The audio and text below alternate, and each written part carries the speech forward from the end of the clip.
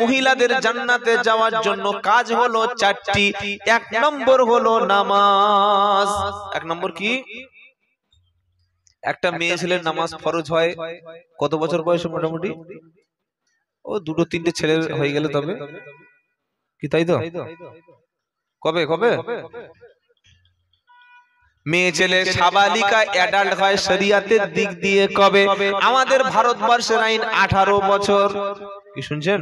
হ্যাঁ, কিন্তু ইসলামের আইন কি? মেয়ে ছেলেটা যখন একটু বড় হয়ে গেল, তার মধ্যে লজ্জা শরম এলো, যেদিন থেকে তার মাসিকটা শুরু হলো সেই দিন থেকে শরিয়াতের হুকুম তার জন্য সব ফরজ হয়ে গেল। সেদিন থেকে আর প্রত্যেক মাসের কিছু দিন ছাড়া প্রতিদিন তার 5 ওয়াক্ত নামাজ পড়া ফরজ। নফল না পড়ুক, সুন্নাত যদি না পড়ুক, তাহাজ্জুদ ইশরাক নামাজ যদি না পড়ে অসুবিধা নাই। ফরজ নামাজ যদি কোনো মেয়ে ছেলে 5 ওয়াক্ত পড়ে, আল্লাহ তাআলা আর তিনটি কাজ। তার প্রথম কাজ হলো 5 ওয়াক্ত ফরজ নামাজ। মেয়েরা নামাজ পড়ে বেশি, কিন্তু নামাজের সময় টাইম টেবিল ঠিক। কি গো, আমাদের পুরুষরা মসজিদে দেখবেন ঘড়ি আছে, ঘড়ির পাশে টাইম টেবিল থাকে না? থাকে না। ফজরের জামাত 4:50, জোহরের 12:30, আসরের ওটা 3:30, মাগরিবের 4:58 কিংবা 5টা, ইশার নামাজ 7:30 কিংবা 8টা। পুরুষদের জন্য টাইম টেবিল থাকে, নারীদের ঘড়ির কোনো ঘরে টাইম টেবিল আছে? রান্না করতে করতে বিকাল হয়ে গেল, এবার মনে হলো ওই অবস্থায় নামাজ। আসরের কাজ করতে করতে সন্ধ্যা হয়ে গেল, ওই সময় নামাজ। মাগরিবের নামাজ পড়ছে, মাগরিবের 30 মিনিট পরে এশার নামাজ পড়ছে, সিরিয়ালটা কমপ্লিট করে। সিরিয়াল বুঝেন নি? আপনি বুঝে গেছেন? মুরব্বি বুঝে গেছে। কি বুঝলেন? খবর আছে গো। আল্লাহ সব ডিজিটাল মানুষ, আল্লাহ হেদায়েত দান করে বলুন আমিন। ওনার বাড়ির বৌমারা নিশ্চয়ই ওই কাজে জুড়ে আছে। ও সিরিয়াল দেখতে দেখতে রাত 9টা 10টা, আর এদিকে কোরআন কোথায় পড়ে আছে দেখার দরকার নেই, কিন্তু নামাজ কাজা হয়ে যায়। মেয়েরা নামাজ পড়ে, পুরুষের চাইতে মেয়েরা নামাজ বেশি পড়ে, কিন্তু টাইম টেবিলের ঠিক থাকে না। নবী বললেন তোমরা আউয়াল ওয়াক্তে নামাজ পড়ো, প্রথম ওয়াক্ত হয়ে গেল। মসজিদে আজান হোক বা না হোক, মসজিদে আজান শুনতে পাইনি কোন মহিলা, বা এমন জায়গায় বাড়ি আজানের আওয়াজ পৌঁছায়নি, সে নামাজ পড়বে না। এজন্য পুরুষ যেমন টাইম টেবিল ধরে আপনারা নামাজ পড়েন, আপনার স্ত্রী যদি তিনি 5 ওয়াক্ত নামাজ পড়েন, আপনার স্ত্রীর জন্য 5 ওয়াক্ত নামাজের একটা টাইম টেবিলের ব্যবস্থা করে দেবেন। এটা আপনার জন্য দায়িত্ব। কথা মনে থাকবে ইনশাআল্লাহ। নামাজ পড়েও মানুষ জাহান্নামে যাবে। কারা? ফাওয়াইলুল লিল মুসাল্লিন আল্লাযীনা হুম আন সালাতিহিম সাহুন আল্লাযীনা হুম ইউরাউন ওয়া ইয়ামনাউনাল মাউন। আল্লাহ বলছেন শোনো, ওই সমস্ত নামাজীরা নামাজ পড়েও জাহান্নামে যাবে। কারা? তার প্রথম হলো যারা নিজেদের নামাজ সম্পর্কে বেখবর থাকে, গাফেল থাকে। ফজর ঘুমিয়ে গেল, জোহরটা উড়ে গেল, আসরটা গল্পে গল্পে, মাগরিবটা কাজ করতে করতে, আর এশা সিরিয়ালে শেষ। হ্যাঁ, মেয়েদের নামাজ মনে হলো পড়লো। আর মেয়েদের একটা অভ্যাস আছে, ও যদি ফজরের নামাজটা একদিন ছুটে যায়, ও বলবে সারা জীবন নামাজ, আজকে সারাদিন থাক, কাল থেকে পড়বো। কিরকম করে না? ফজরের নামাজ যদি না পড়ে, আজ জোহর থেকে নামাজ পড়বে, বলে কালকের পড়বো। ধরুন কোন মেয়ে ছেলে, তাদের যে নাপাকের পিরিয়ড যেটা আল্লাহ তাদের সিস্টেম করেছে, ধরুন 5 দিন নাপাক ছিল। খুব ভালো করে শুনুন, এটা মাসআলাটা শিখে নিন। 5 দিন নাপাক ছিল, 5 দিন। সকাল 9টায় মেয়েটার নাপাকি থেকে পবিত্র হয়ে যাওয়ার চিহ্ন বা লক্ষণ প্রকাশ পেয়েছে, সকাল 9টায়। এই মেয়েটা জোহর থেকে, জোহর নামাজের আগে ওযু করে গোসল করে পবিত্র হয়ে নামাজ পড়বে, না তার পরের দিনের জন্য অপেক্ষা করবে? কোনটা? বুঝতে পারেননি কি বললাম? যখনই একটা মহিলা নাপাক থেকে পাক হলো, সঙ্গে সঙ্গে তার উপরে গোসল করা ফরজ। আর বেটা ছেলের জন্য গোসল ফরজ দরকার নেই, তাই তো?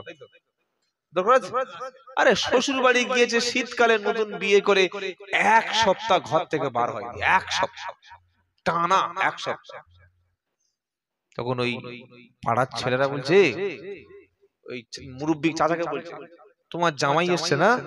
বললে হ্যাঁ, সে তো সেই বুধবার এসছে। তো বললো বুধবার থেকে আর আজকে তো মঙ্গলবার, বুধবার পরে এক সপ্তাহ কি করছে? জামাইটা খোঁড়া হ্যান্ডিক্যাপ নাকি, চলতে পারে না? বললে হ্যাঁ, স্ট্রং, জিম করা ছেলে, কি গো একদম সিক্স প্যাক।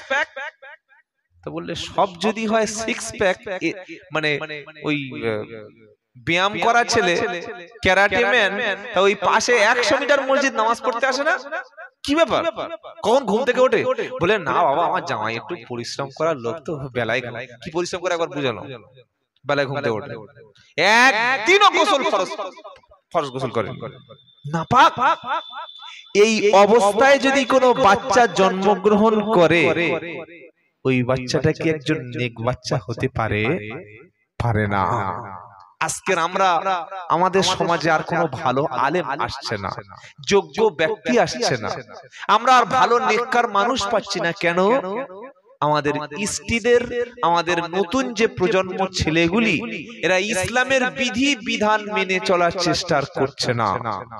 কথা বুঝেছেন তো? যে মেয়েটি ফজরের সকাল 9টায় নাপাক থেকে পাক হলো, জোহরের সময় অবশ্যই তাকে গোসল করে নামাজ ধরতে হবে, পড়তে হবে, সালাত আদায় করতে হবে। আল্লাহ পাক তাই বলছেন, নামাজ পড়েও জাহান্নামে যাবে দুটি কারণে।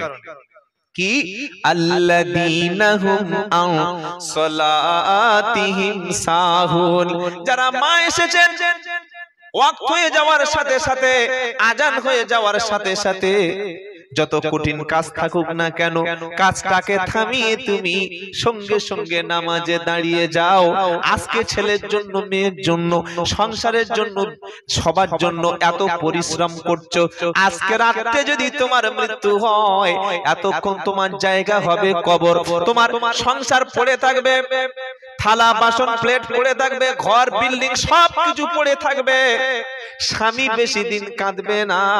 আর এখনকার স্বামীগুলো দুটো তিনটে ছেলে হয়ে গেলে বিবির সঙ্গে ভালোবাসা, জোরে বলো। আগেকার যারা বয়স্ক মুরব্বী ছিল, 5 ছেলের মা রাস্তায় বার হয়ে যাচ্ছে, তাও বুড়ির হাত ধরে। কি বলছেন বলুন? বুড়ি অসুস্থ হয়ে গেলে বুড়ো পাশে বসে বসে কাঁদছে। নাতি বলছে, ও দাদু এখনো কাঁদছো? বললে কি বলবো রে বাবা, এখনো কাঁদছি। আসল ছিল ওটা আমার প্রেমিক, ওটা হলো ভালোবাসা। ভালো তো এখন তোমরা বাসতে জানো না, ভালোবাসবে বিয়ের পরে, ওটা হলো ভালোবাসা। আর বিয়ের আগে হলো ওটা মুরগি পোষা। বিয়ের আগে কি বললাম? যেটা বলুন, মুরগি লোক কেন পোষে? ডিম খাবে বলে, ডিম না দিতে পারলে জবাই করবে বলে। বিয়ের আগে ভালোবাসা মানে তোমাকে নিয়ে পার্কে যাব, তোমাকে নিয়ে সিনেমা হলে যাব, মনের চাহিদা মিটিয়ে নেব, এটা হলো নোংরামি ভালোবাসা। আর অরিজিনাল ভালোবাসা হলো ইসলাম দিয়েছে বিয়ের পরে ভালোবাসা। কোরআন শোনাচ্ছে, হুন্না লিবাসুল লাকুম ওয়া আনতুম লিবাসুল লাহুন্না। নারী হলো পুরুষের পোশাক, পুরুষ হলো নারীর পোশাক। বলুন না সুবহানাল্লাহ। নারী হলো পুরুষের পোশাক, পুরুষ হলো নারীর পোশাক, একে অপরের পাশে থাকবে। যেদিন তুমি কালেমা বলে স্ত্রীকে দেনমোহর দিয়ে হালাল করে নিয়েছো, সেদিন তোমার স্ত্রী নয়, সেদিন থেকে ওটা হলো তোমার বান্ধবী, তোমার ভালোবাসার সাথী। তুমি দুঃখ পেলে সে কাঁদে, তুমি হাসলে সে হাসে, তুমি ক্ষুধার্ত থাকলে সে ক্ষুধার্ত থাকে, তোমার কষ্ট হলো সে তোমার পাশে থাকে। এজন্য কোরআন আবার বলছে, ও আশিরুহুন্না বিল মারুফ, তোমরা স্ত্রীদের সঙ্গে সৎ আচরণ করো। নবী বললেন, সেই ব্যক্তি মুসলমান না, সেই ব্যক্তি মুমিন না, মুসলমান না। সাহাবারা বললেন, কোন ব্যক্তি? নবী বললেন, যে তার স্ত্রীর কাছে, যে তার পরিবারের কাছে ভালো না, সে কখনো ভালো মুসলমান। জোরে বলো। সন্ধ্যা থেকে বাদাম খেয়ে জলসা শুনে দান করে কুচে দিয়েছো, এবার মাথায় হাত দিয়ে ভেবে দেখো বিবির কাছে কতটা ভালো হয়েছো। কিছু বুঝতে পারছো না? পারছো না? কি গো বাবাজিরা, আল্লাহ আজ আমি নিজের বিবির কাছে ভালো, নিজের বিবির সঙ্গে এমন আচরণ করে মেয়েটা কাঁদছে শুয়েছে, আল্লাহ এই জঙ্গলিটা তুলে নাও। কি গো বাবাজিরা, সকালবেলা একদিন কাজ বেশি, বাড়িতে রান্না খাওয়া কুটুম্ব এসছে, আত্মীয় স্বজন এসছে, মেয়েটা খেটে খেটে পরিশ্রম করে করে রান্না করে করে জামা কাপড় বিকাল 3টা বেজে গেছে, এখন পর্যন্ত খাওয়া হয়নি। আপনি তো হাওরের মতো ভাত দে, মাংস দে বলে 6টা ডিম ছা ছা ছা ফা ফা মেরে দিয়ে বসে আছে, এই দে মাংস দে, 1 কেজি মাংস একাই টেনে দিয়েছে। বাড়িতে যেদিন অনুষ্ঠান হয় মেয়েরা খাটতে খাটতে সাদা মুখটা পুড়ে লাল হয়ে যায়। কখনো নিজের বিবির কাছে বসে জিজ্ঞাসা করেছেন তোর খাওয়া হয়েছে, কষ্ট হয়েছে না, আমি একটু সাহায্য করে দেবো, করতে পেরেছেন? তবে তো তুমি স্বামী। তুমি বিছানায় গিয়ে বলছো আমি স্বামী, ছাগল কোথাকার। শুধু বিছানায় স্বামী হওয়া যায় না, তার দুঃখের সঙ্গে স্বামী হও, তার সুখের সঙ্গে স্বামী হও। তাকে জিজ্ঞাসা করো তোমার প্রয়োজন কিছু লাগবে কিনা, স্ত্রীকে হাত খরচ মাঝে মাঝে দেন না, ভান্ডার টাকা দিয়েছেন ওই তুলে বিড়ি খান, পাগল কোথাকার। বউয়ের টাকা তুলে নিজে বিড়ি কিনে খাচ্ছে, সিগারেট কিনে খাচ্ছে, গাঁজা কিনে খাচ্ছে, দেখলে লাইট পোস্টে বেঁধে পাঠানো দরকার। নিজের স্ত্রীর হাতে হাত খরচ দেবেন, এটা সুন্নাত। বলুন সুবহানাল্লাহ। বাজারে কত রকমের গিফট বার হচ্ছে, গিফট ফুল। শপিং মলে গেছেন, রেস্টুরেন্টে গেছেন, একটু খাবার কিনে বিবিকে দিন। মেয়েরা বেশি কিছু চায় না, সামান্য ভালোবাসায় ভালোবাসাটা রেখে দেয়। পরের বউ হলে খুব খুশি, খুব হেসে কথা বলে, আর নিজের বউটা হাসার খবর মনে নাই। কি গো, অথচ নিজের স্ত্রীর মুখের দিকে তাকিয়ে হাসা হেসে কথা বলা হচ্ছে ইবাদত, সদকাহ। বলুন সুবহানাল্লাহ। এখন সুবহানাল্লাহ বলে আর লাভ নেই, বউ সে ঘুমিয়ে পড়েছে, বাড়ি গিয়ে দেখবে কি। আল্লাহ আল্লাহ ভাইরা সকলে বলুন নিজের স্ত্রীর মুখের দিকে তাকিয়ে হাসবো, বলুন ইনশাআল্লাহ। বলুন না ইনশাআল্লাহ। আগেকার এই বয়স্ক লোক কি ভালোবাসা বিবির সাথে, সারা জীবন ওই বৃদ্ধ মানুষের হাত ধরে, আর বৃদ্ধটা স্ত্রীর শাড়ির আঁচল ধরে জীবন পার করে দিয়েছে। আর এখন 12 লাখ টাকা খরচ করে পুরো এই এলাকাটার নাম কি জানো, মহিপাল এরিয়া, মহিপালের 500 লোক খেলো, 12 লাখ টাকা বিয়ের বাজেট। 1 মাস পরে সেই বিয়ের প্যান্ডেলের খাওয়ানোর যে পাতা, শাল পাতা আর ওই গ্লাসের যেগুলো পড়েছিল ওইগুলো নষ্ট হয়নি, ডিভোর্স। হ্যাঁ কি হচ্ছে না, আরে বলছেন না কেন? এই আব্দুল সত্তার, তোমার মেয়ের ডিভোর্স হয়ে গেল, ছেলেটা খারাপ, সব ছেলে খারাপ, আর তোমার মেয়েটা একবার কি ওই খুব ভালো, সব ছেলে খারাপ। কি গো বাবাজিরা, এখন আর বিয়ে টিকছে না কেন? বিয়ের আগে রয়েছে মেয়ের অন্ধ মনে বদ্ধ জমানো প্রেম। ও একটা ছেলেকে এমন ভালোবেসে ফেলেছে, ওকে ছাড়া বাঁচবে না, ওকে ছাড়া খাবে না, ওকে ছাড়া ঘুমাবে না, সারা দিন ওর সঙ্গে ফোনে প্রেমালাপ করে। সন্ধ্যা হলে তো আরো ওপেন সিক্রেট ভিডিও কল, পুরো একদম সব খুলে দেখিয়ে দেয়। ছি ছি ছি, নাউজুবিল্লাহ। তো তোমার জীবন আর যৌবনটা তুমি যার কাছে বিক্রি করে দিয়েছো, এখন তো আর স্বামীর ভালো লাগবে না, কি করে সংসার টিকবে? তাই ডিভোর্স, আপনার মেয়েকে ধুমধাম করে বিয়ে দেবেন না, 2-4টে লোক খাইয়ে আগে দেখুন, যদি বছর 5 ছেলে পুলে হয় সংসারটা টেকে, এইবার লোক খাওয়াবো। কিছু বুঝতে পারলেন? তা না হলে 12 লাখ টাকা পুরো জলে চলে যাবে। আমার বয়স কম হলে কি হবে? আমি ঠকে আপনাকে বলছি, ঠকে গল্প শুনে বলছি। বাবাজিরা, আল্লাহ আল্লাহ ভাইয়েরা, জ্ঞানী জনেরা, সদী মানুষেরা, স্ত্রীদের কাছে ভালো স্বামী আপনাকে হতে হবে। আপনি আল্লাহর কাছে বান্দা হওয়ার আগে, নবীর উম্মত হওয়ার আগে, মানুষের কাছে ভালো মুসলমান হওয়ার আগে, সমাজে নিজের পরিচিতি ঘটানোর আগে বুকে হাত দিয়ে দেখুন আপনি ঘরে গেলে আপনার স্ত্রী আপনার উপর খুশি কিনা। একজন মুমিন বান্দার ব্যবহারটা কেমন হবে? কোরআন, ওয়া ইবাদুর রাহমানিল্লাযীনা ইয়ামশুনা আলাল আরদি হাউনা ওয়া ইযা খাতাবাহুমুল জাহিলুনা ক্বালু সালামা ওয়াল্লাযীনা ইয়াবিতুনা লিরাব্বিহিম সুজদাও ওয়া কিয়ামা। 18 নম্বর পারা 19 নম্বর পৃষ্ঠা 19 নম্বর পারা 4 নম্বর পৃষ্ঠা 6 নম্বর লাইনের 64 নম্বর আয়াত সূরার নাম ফুরকান। আমার আল্লাহ পাকের ঘোষণা, মুমিন বান্দা জমিনে যখন চলবে ভদ্র নম্র সভ্যভাবে চলবে, কেউ তার ব্যবহারে কষ্ট পাবে না। মুহাম্মদ সাল্লাম যখন ঘরে যেতেন, তার একাধিক স্ত্রী ছিল, তারপরে প্রত্যেকটা বিবি মনে করতেন মুহাম্মদ সাল্লাল্লাহু আলাইহি ওয়াসাল্লাম আগে আমারও বাসায় প্রবেশ করুক। জোরে হবে না সুবহানাল্লাহ? এই হচ্ছে রাসূলের আখলাক, এই হচ্ছে চরিত্র। সেজন্য পরিবারের কাছে ভালো ব্যবহার করুন, নিজের ছেলেকে ভালোবাসুন, নিজের মেয়েকে ভালোবাসুন, নিজের নাতিপুতিকে ভালোবাসুন। প্রচুর মানুষ আছে বাচ্চাদের কোলে নেয় না, নাতিপুতিদেরকে তাড়িয়ে দেয়। একবার বিশ্বনবী বসে আছেন মসজিদে, ডান উরুতে বসে আছেন হাসান, বাম উরুতে বসে আছেন হুসাইন রাদিয়াল্লাহু আনহুমা। ওই সময় একজন সাহাবা নবীর পাশে বসেছিলেন মসজিদে নববীতে। ও সাহাবা বললেন, আল্লাহর নবী, আমার একাধিক বাচ্চা, অনেকগুলো বাচ্চা, কোন বাচ্চাকে আমি কোলে নিই না, ভালোবাসি না। আমার নবী বললেন, শোনো, আল্লাহ যদি তোমার দিল থেকে, মন থেকে রহমতটা, দয়াটা কেড়ে নেয়, আমি নবী কি করতে পারি? নবী বললেন, সেই ব্যক্তি মুমিন না যে বড়দেরকে সম্মান করে না, ছোটদেরকে ভালোবাসে না। কি গো, মসজিদ থেকে লোক তাড়িয়ে দিই না, ছোট ছোট বাচ্চারা একটু ডিস্টার্ব করলে, কিছু বয়স্ক লোক আছে মসজিদটা মনে করে আমার বাপের এটা মানে অফিস, মসজিদ থেকে তাড়িয়ে দিয়েছে। আপনি ঠিক করলেন না, আপনি ঠিক করলেন না। বাচ্চাদের মসজিদে বেশি বেশি আনুন, মসজিদে তাদের জায়গা করে দিন। একটু দুষ্টুমি করবে, বদমাইশি করবে, আস্তে আস্তে ওই বাচ্চাটা মসজিদে আবাদ করবে। আর মসজিদ থেকে যদি বাচ্চাদের তাড়িয়ে দেওয়া হয় না, মসজিদ থেকে যদি ছেলে মেয়েদেরকে তাড়িয়ে দেওয়া হয়, তাহলে ও ভাববে মসজিদটা আমার জায়গা না। সেজন্য সকলে বলুন, স্ত্রীর সঙ্গে সৎ আচরণ করে বলুন ইনশাআল্লাহ। তাহলে মেয়েরা নামাজ পড়ে বেশি, একটা কারণে তাদের নামাজটা ক্ষতি হয়, সেটা কি বললাম? সময় মতো না পড়া। আর একটা হচ্ছে লোক দেখানো নামাজ।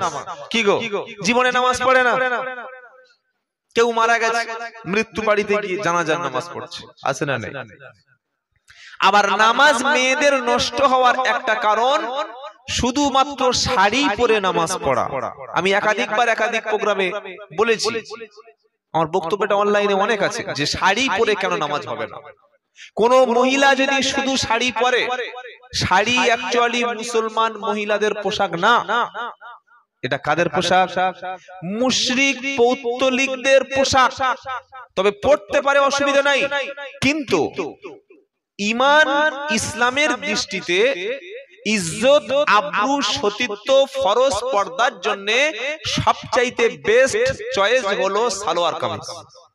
আমার কথা বুঝতে পারলাম? কি বললাম বুঝতে পেরেছেন? হ্যাঁ, শাড়ি পরলেই মাথার চুল খুলে যেতে পারে, বুকের অংশ খুলে যেতে পারে, হাতের অংশ সরে যেতে পারে, পেটের কাপড়টা সরে যেতে পারে, আনফরচুনেটলি সরে যাবে। এটা একদম দুর্ভাগ্যজনক হলেও সত্য।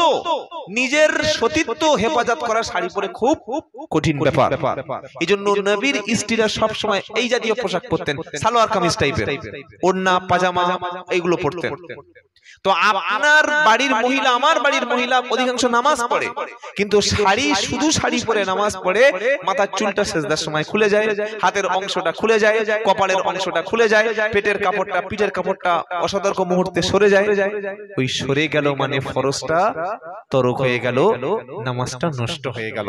সেজন্য মহিলাদের জান্নাতে যাওয়ার জন্য নবী বললেন, প্রথম কাজ 5 ওয়াক্ত ফরজ নামাজ। নাম্বার 2 রমজানের রোজা। 3 নম্বর স্বামীর কথা মতো জীবন যাপন করা। এই ক্ষেত্রে 100-র মধ্যে 90টা মহিলা ফেল। হ্যাঁ, এই ক্ষেত্রে ফেল। আপনি রাত্রেবেলা বলেন একটু পানি দাও, এত বড় চোখ বার করবে, দেখতে পাচ্ছ না পানির জায়গা আছে, খেয়ে নাও। ও তাহাজ্জুদের নামাজ, দান, সদকা, কুরবানি, তেলাওয়াত, ওই একটা চোখ বার করা সব শেষ হয়ে গেল। স্বামীকে ধমক দিচ্ছি, দেখতে পাচ্ছ না আমি কাজ করছি, দেখতে পাচ্ছ না আমি কি করছি, এটা উচিত না। স্ত্রী স্বামীর সঙ্গে সবচাইতে নরম ভাষায় কথা বলবে।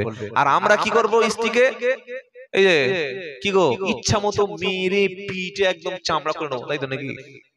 নবী বললেন, তুমি যেমন খাবে তোমার স্ত্রীকে তেমন খাওয়াবে, তুমি যেমন পোশাক পরবে তোমার স্ত্রীকে তেমন পোশাক পরাবে, দাসীর মতো মারবে না, কারণ দিনের শেষে তুমি তার সঙ্গে আনন্দ সোহাগ করবে। বলুন সুবহানাল্লাহ। আপনি কি পেয়েছেন? স্ত্রী কখনো কাজের মেয়ে না, স্ত্রী কখনো আপনার বাড়িতে পরিশ্রম করতে আসে নাই। আপনার যতটুকু অধিকার আপনার স্ত্রীর ততটুকু অধিকার। কোরআন সব জায়গায় পুরুষ এবং নারীর অধিকারটা সমান দিয়েছে, শুধু একটা জায়গায় পুরুষকে একটু বেশি দিয়েছে, সেটা কি? আর রিজালু কাওয়ামুনা আলান নিসা। আল্লাহ বলছেন খরচ করার ক্ষেত্রে, অর্থ উপার্জনের খরচের ক্ষেত্রে স্বামীর দায়ভার বেশি। যত ব্যয় করে স্ত্রী না স্বামী। আপনারা মনে হয় সংসারে আপনাদের খরচ হয় না নাকি? আপনারা সব সরকারি লোক, সংসারে খরচ হয় না? খরচটা কে করে? মেয়ে ছেলে না স্বামী? স্বামী করে। কাপড় নষ্ট হয়ে গেলে কিনে দেয় স্বামী, রান্নার খরচটা বহন করে স্বামী, জামা কাপড়ের টাকাটা দেয় স্বামী, ঘর বেঁধে দেয় স্বামী, খাট গদি ড্রেসিং টেবিল সব কিনে দেয় স্বামী, অসুস্থ হলে চিকিৎসা করে স্বামী। এজন্য আল্লাহ বলছে স্ত্রীর মর্যাদার চাইতে এই জায়গায় স্বামীকে একটু বাড়িয়ে দিলাম। খরচ করে যে অধিকার বেশি তার, মনে থাকবে ইনশাআল্লাহ।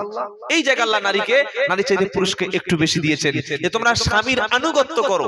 বর্তমান অধিকাংশ মেয়ে ছেলেরা কলেজ ইউনিভার্সিটি পড়াশোনা করে বললে আমি নিজেই স্বাধীন, আমার পুরুষের দরকার নাই, স্বামীর দরকার নাই। ও স্বামীর বিয়ে করা অনেক ঝামেলা, বিয়ে করে তার খেদমত করো, বাসন বাড়ি পরিষ্কার করো, রান্না বান্না করো, স্বামীর খেদমত করো। আমিও করবো কেন? আমি তো স্বাধীন, আমি নিজেই স্বাবলম্বী। হ্যাঁ, বর্তমানে স্বাবলম্বী ভাষা, আমি নিজেই স্বাবলম্বী হয়ে গেছি, আমার স্বামীর খেদমত করার দরকার নাই। স্বামীর জামা কাপড় পরিষ্কার করে দিলে, রান্না করে দেয়া হলে এটা নাকি নারীর দাসত্ব, নারীর নাকি ইজ্জত ছোট হয়। আর অফিসের বসকে চা করে দিচ্ছে, অফিসে ঝাড় দিচ্ছে, অফিসের জামা কাপড় পরিষ্কার করে কর্মচারীদের পরিষ্কার করে দিচ্ছে, তখন কি হয়? বলছে সার্ভিস দিচ্ছে। কি বুঝতে পারছেন আমার কথা? স্বামীর খেদমত করলে ওটা নাকি নারীর সম্মানহানি হয়। স্বামীর জামা কাপড় পরিষ্কার করে দিলে, স্বামীর সংসারে রান্না করে দিলে ওটা নাকি স্বাধীন থাকে না, নারী নাকি পরাধীন, নারী নাকি স্বামীর দাস, স্বামীর গোলাম।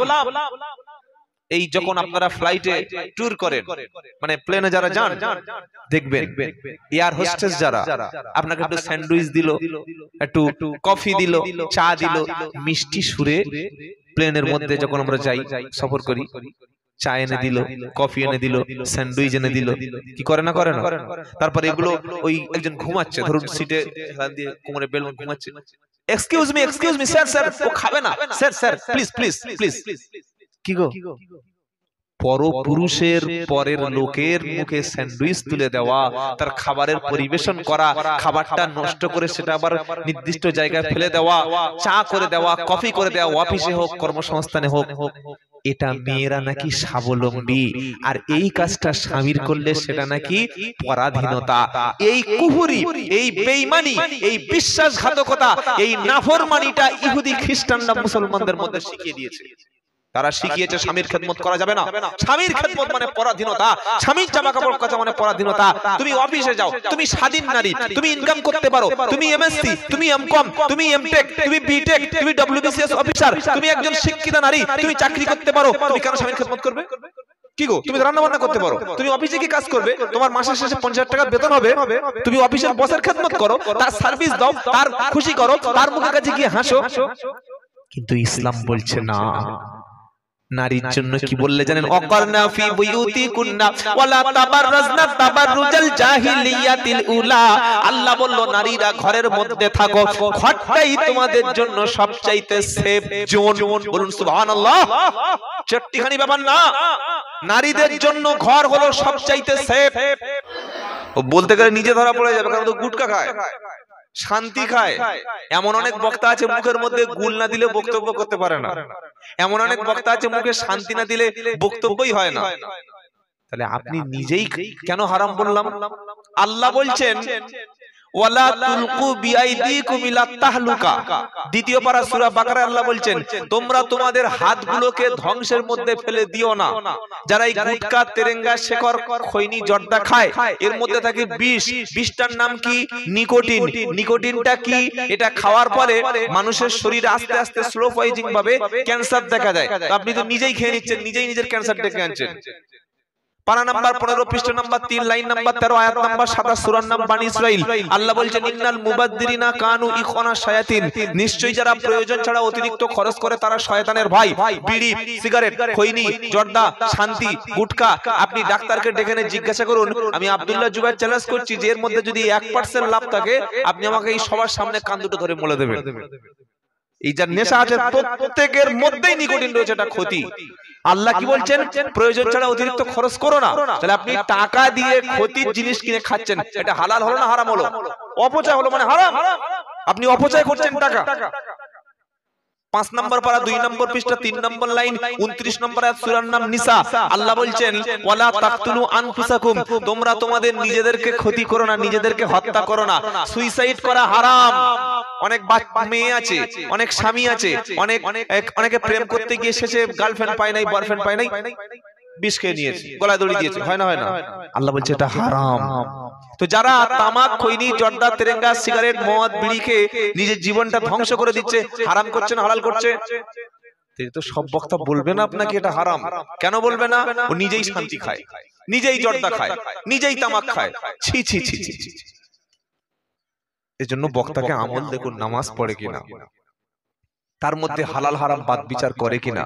অনেক বক্তা এমন আছে বাবা নিজের মাকে ভাত দেয় না, বক্তব্য করছে বাবারা আমাকে ভালোবাসো, মায়ের পায়ের তলায় জান্নাত, বাবা মাকে ভালোবাসো বাবা। আরে ছাগল, তুমি নিজে আমল করার লোকের বলছো কিভাবে?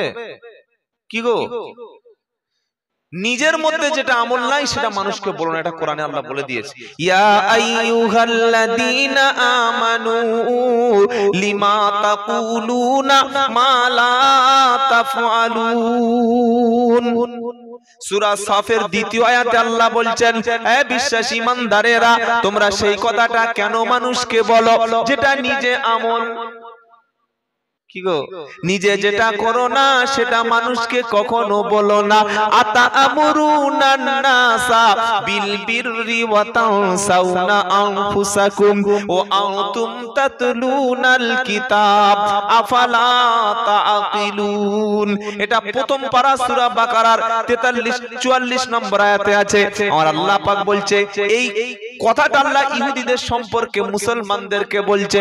ইহুদিদের বড় বড় পণ্ডিত ছিল, ইহুদিদের বড় বড় আলেম ছিল, তারা মানুষদেরকে বলতো দান করো, মানুষদেরকে বলতো ভালো কাজ করো, নিজেরা কিন্তু সেটা বুঝতে পারছেন চরিত্র কাদের চরিত্র?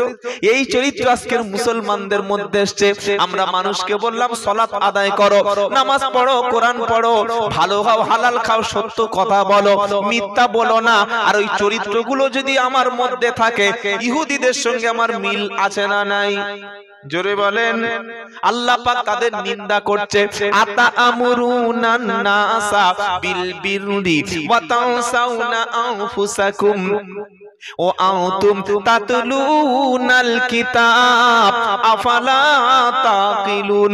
তোমরা মানুষকে ভালো কাজের জন্য আদেশ করো, সৎ কাজের জন্য নির্দেশ দাও, আর নিজেরা ভুলে থাকো। তোমাদের কি বিবেক নাই, বুদ্ধি নাই? অনেকে এই কাজটা করে, মানুষকে ভালো কথা বলে অথচ নিজে আমল করে না। মুহাম্মদ সাল্লাল্লাহু আলাইহি ওয়াসাল্লাম মিরাজের রাতে যখন গেলেন, এক শ্রেণীর ব্যক্তিকে দেখতে পেলেন আগুনের কাঁচি দিয়ে জিহবা গুলো কেটে নেওয়া হচ্ছে। আল্লাহ নবী মুহাম্মদ সাল্লাল্লাহু আলাইহি সাল্লাম জিজ্ঞাসা করলেন এরা কারা? জিবরাইল বললেন এরা হলো তারা, আপনার উম্মতের মধ্যে বক্তা শ্রেণীর লোক হলো এরা, যারা মানুষকে ভালো কথা বলে, নিজে সে কাজ করে না। তাদের জিহ্বাটা কিয়ামতের দিন কাঁচি দিয়ে কাটা হবে। আল্লাহ আমাদের হেফাজত করুক, বলি আমিন। খুব সাবধান, বক্তাকে দাওয়াত করার আগে তার চরিত্র সম্পর্কে জানুন, তার ঈমান আমল সম্পর্কে খোঁজ খবর নিন। হারাম খায় কিনা, মিথ্যা কথা বলে কিনা, পরেশগার মুত্তাকি আছে কিনা, আপনার কোনো কাজ হবে না, কোনো লাভ হবে না। কষ্ট পেলেন কথাটা বললাম বলে? আল্লাহ হেফাজত করুক। বাবাজিরা, আল্লাহ আল্লাহ ভাইরা, নামাজের মধ্যে আমরা কি চাইলাম? হেদায়েত চেয়ে নিলাম।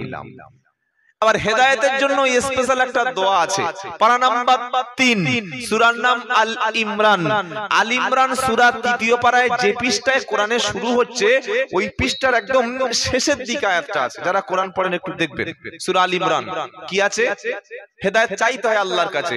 রব্বানা লা তুজিগ কুলুবানা বা'দা ইদ হাদাইতানা ওয়া হাব লানা মিন লাদুনকা রাহমাতান ইন্নাকা আনতাল ওয়াহ্হাব। সকলে বলুন আমিন। সবাই আমিনও বলতে পারছেন না, এত বড় দোয়া বললাম আমিন বললেন না আপনারা, মানে কি আমি এখনো বুঝতে পারছি না যে আপনারা সবাই কি আল্লাহু। আচ্ছা ঘুমাচ্ছেন নাকি?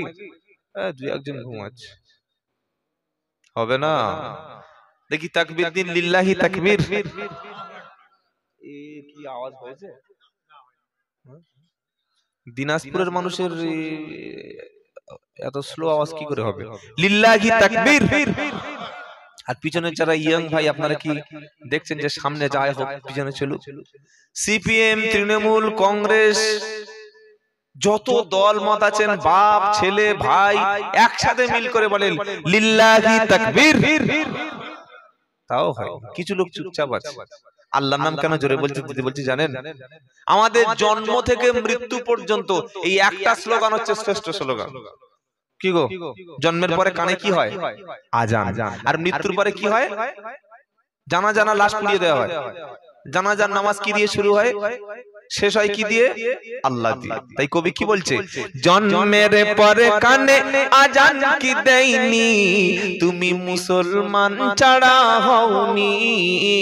জন্মের পরে কানে আজান কি দেয়নি, তুমি মুসলমান ছাড়া হওনি। আবার মরণের পরে জানাজা পড়াবে, মরণের পরে জানাজা পড়াবে, তখন কোথায় পালিয়ে যাবি? এখন আল্লাহু আকবার বলতে কষ্ট হচ্ছে না? এখন মুসলমানকে সালাম দিতে কষ্ট লাগে, হালাল খেতে শরম লাগে, এখন দাড়ি রাখতে লজ্জা লাগে, নামাজ পড়তে বড় লজ্জা লাগে, বিবিকে বোরকা পরাতে লজ্জা লাগছে। আর মরণের পরে কি গো? কবির ভাষা, জন্মের পরে কানে আজান কি দেয়নি, তুমি মুসলমান ছাড়া হওনি। আবার মরণের পরে জানাজা পড়াবে, তখন কোথায় পালিয়ে যাবি? যাও, কোন দিকে যাচ্ছে? সেদিকে যাও, যাওয়ার রাস্তা পাবে না। ঈমান এনেছি, ঈমান নিয়ে কবরে যাব বলি ইনশাআল্লাহ। তাহলে সূরা আল ইমরানের কি দোয়া?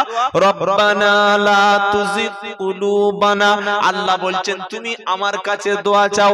রব্বানা, আয় আমাদের রব, লা তুজিগ কুলুবানা, আমার কলবটা, আমার দিলটা, আমার অন্তরটা, আমার যে ভিতরে দিল রয়েছে, অন্তর রয়েছে, এটা তুমি আমাকে বিগড়ে দিও না। বাদা ইজ হাদাইতানা, হেদায়েত পাওয়ার পরে, মুসলমান হওয়ার পরে, ঈমান আনার পরে, নবীর উম্মত হওয়ার পরে, মুসলমানের ঘরে জন্মানোর পরে আমাকে যেন আল্লাহ তুমি হেদায়েত থেকে দূরে সরিয়ে দিও না, আমাকে হেদায়েতের উপরে কায়েম রাখো। বলুন আমিন। সকলে জোরে বলুন। এটা দোয়া, কি সুন্দর দোয়া। আল্লাহ তুমি আমাকে হেদায়েতের উপরে রেখে দাও। কত মানুষ জানেন রমজান মাসে মাথায় টুপি, মুখে দাড়ি, পাঁচ ওয়াক্ত নামাজ, মেসওয়াক, তারপরে তারাবি, কি গো, হ্যাঁ এই মাগরিব, পেশাব, ফজর নামাজ, যেই রমজান মাস হয়ে গেল মসজিদে ফটাস, আর খবর না। এই ভাই তুই নামাজ পড়বি না, মসজিদে একটু ব্যস্ত আছে। মানে এরা রমজান মাসের মুসাল্লি, কি গো, ও হেদায়েত থেকে চলে গেছে, দূরে চলে গেছে। আবার এমনও মুসলমান আছে, আমি এই এক সপ্তাহ আগে ত্রিপুরা থেকে ফিরলাম। আগরতলা এয়ারপোর্টে আমার কিছু বন্ধু যারা দিতে এসেছিলেন গাড়ি করে, এয়ারপোর্টে ছাড়তে এসেছিলেন, তারা বললেন হুজুর, আগরতলা একটা মুসলিম ছিল, ছেলেটা ডাক্তার, মুসলিম, শিক্ষিত যুবক, এডুকেটেড। ও আস্তে আস্তে করে ইসলাম ধর্ম ত্যাগ করে খ্রিস্টান হয়ে গেছে। সকলে জোরে বলুন আউযু বিল্লাহি মিনাশ শাইতানির রাজিম। কত কষ্ট বলুন তো, ঈমানের কত দাম। সে ঘটনা আমি কোরআন থেকে একটু পরেই আপনাকে বলছি, কত দাম ঈমান। একটা মুসলমান খ্রিস্টান হয়ে যাচ্ছে, এর জন্য দায়ী যেমন ছেলেটা, তার চাইতে বেশি দায়ী আমাদের সমাজের শিক্ষা ব্যবস্থা। তার চাইতে বেশি দায়ী আমাদের বাবা মা। যে বাপ যে মা তার সন্তানকে ইসলাম শিখতে দেয়নি, কোরআন জানতে দেয়নি, নবীর সুন্নাহ জানতে দেয়নি, আল্লাহ চেনায়নি, রসুল চেনায়নি, রসুলের আদর্শ জানায়নি, এই সন্তানটা যখন খ্রিস্টান হচ্ছে, আমি মোটেও আশ্চর্য হব না খ্রিস্টান হওয়াটা। কেন? হযরত মুহাম্মদকে, আল্লাহকে, কোরআনকে, পরকাল কি, নামাজ কি, এই বিষয়ে তার কোনো কনসেপ্ট নাই, একেবারে তার কোনো ধারণাই এই বিষয়ে তার নাই। সে মনে করেছে যে শুধু গরুর মাংস খাওয়া হচ্ছে মুসলমান, খাতনা দিলে মুসলমান, দাড়ি রাখলে মুসলমান, টুপি পরলে মুসলমান, মোল্লার মেয়েকে বিয়ে করলে মুসলমান, আর সারা জীবন হারাম খেয়ে বুড়ো বয়সে একবার হজ থেকে ঘুরে এসে হাজি সাহেব মুসলমান।